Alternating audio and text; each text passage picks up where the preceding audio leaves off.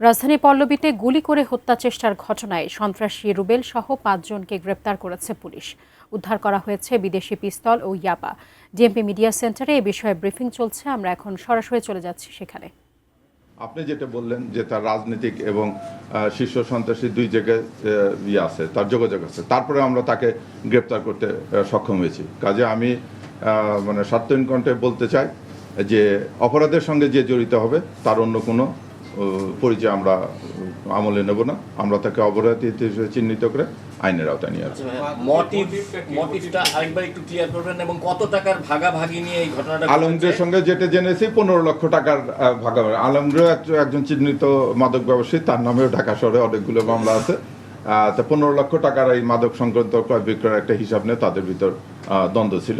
আমরা প্রাথমিকভাবে জিজ্ঞাসাবাদে যেটা জেনেছি সেটা আমরা তো কেবল ওদেরকে নিয়ে আসলাম।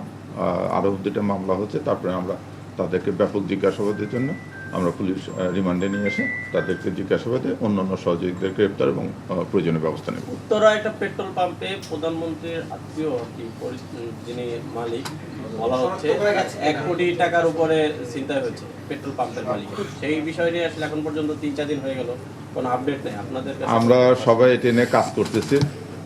আমি কালকেও বলেছি, গতকালও বলেছি যে ডিএমপিতে ঢাকা মহানগরে যে কয়টা ঘটনা ঘটেছে অলমোস্ট সবগুলো আমরা অত্যন্ত সাফল্যের সহিত উদ্ঘাটন করেছি, আসামিদেরকে গ্রেপ্তার করেছি।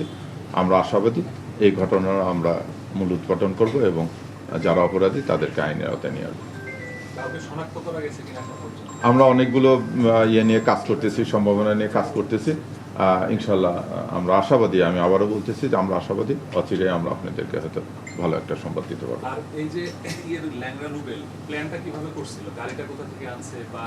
এই গাড়িগুলো সে অত্যন্ত সুচতুর একজন ব্যক্তি। 2টা গাড়ি, যে 2টা গাড়ি আমরা উদ্ধার করেছি, 2টা গাড়ি তার অপরাধ কর্মকাণ্ডের সঙ্গে জড়িত হতো। সে হেমায়তপুরে যে বাড়িতে থাকতো সে বাড়িতেও নিয়মিত এই গাড়িগুলো যেত। অথচ আমরা গাড়ি নাম্বার প্লেট দিয়ে সার্চ দিয়ে বিআরটিতে দেখলাম যে গাড়িগুলো অন্য নামে রেজিস্ট্রেশন। যে 2 জন ব্যক্তির নামে 2টা গাড়ি রেজিস্ট্রেশনকৃত, আমরা তাদেরকে জিজ্ঞাসা করছি, তারা স্বীকার করেছে পুলিশের প্রাথমিক জিজ্ঞাসাবাদে যে এই 2টা গাড়ি রুবেল কিনে দিছে। তাছাড়াও রুবেলের যে আমরা হেমায়তপুরে যে বাড়িতে গেছি, আমি ভাষায় যদি বলতে হয় তো বলবো যে মোটামুটি একটা প্রাসাদের মতো অট্টালিকা সে বানাইছে। তার অন্য কোনো ইনকামের সোর্স নাই। আমরা যতটুকু প্রাথমিক তদন্তে জেনেছি তার এই মাদক ব্যবসায়ী তার ইনকামের একমাত্র উৎস।